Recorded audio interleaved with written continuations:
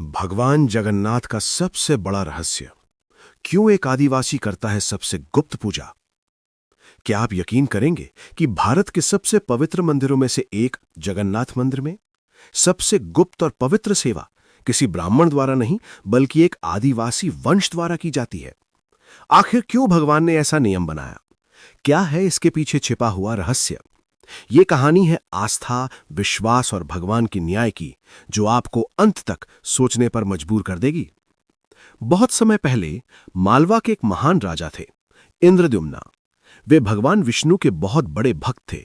हर दिन पूजा करते, यज्ञ करते, लेकिन उनके मन में एक अधूरापन था।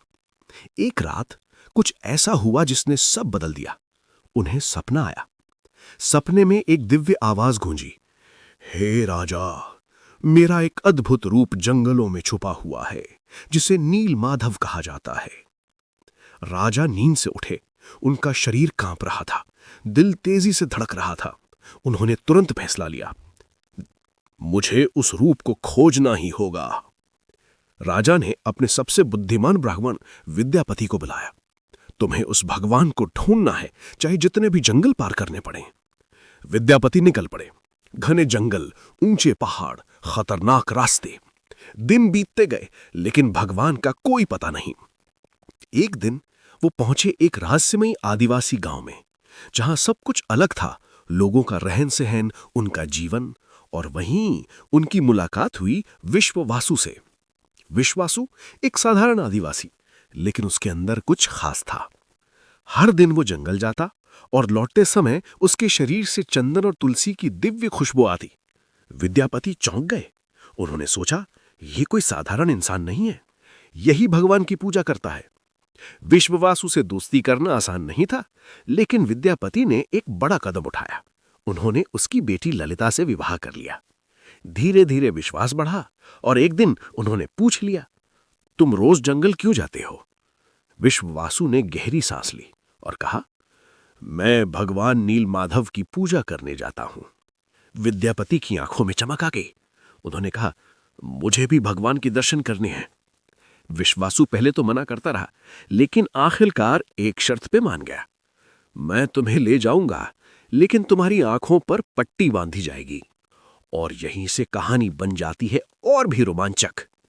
रास्ते में विद्यापति ने चुपके से सरसों के बीज गिरा दिए। उन्हें पता था, यही बीज आगे उनका रास्ता बनेंगे।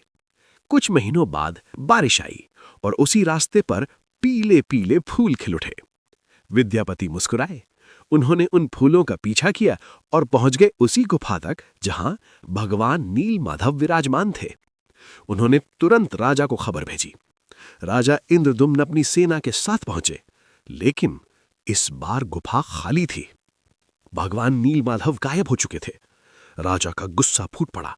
उन्होंने सोचा कि विश्ववासु ने भगवान को छिपा दिया और गुस्से में उसे कैद कर लिया गया। तभी आसमान गूंज उठा, हे राजा, मेरे भक्त को छोड़ दो, वो निर्दोष है। मैंने स्वयं इस रूप को त्याग दिया है। राजा स्तब्ध रह गए। उन्होंने तुरंत विश्ववासु को मुक्त किया, लेकिन अब राजा टूट चुके थे। उन्होंने खाना पीना छोड़ दिया और उपवास पर बैठ गए।